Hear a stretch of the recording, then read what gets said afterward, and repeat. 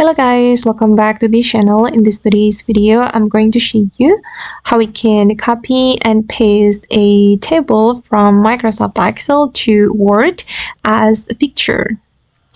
Okay, let's get into it guys. First of all, I'm going to open up my data on my Microsoft Excel, and for example, I'm going to copy and paste this table to the Microsoft Word as picture.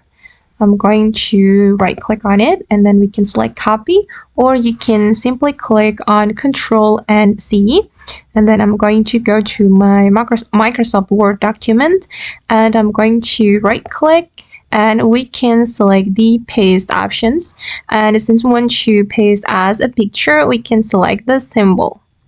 Okay, and now as you can see that this table has been copied and pasted as picture in this Microsoft Word.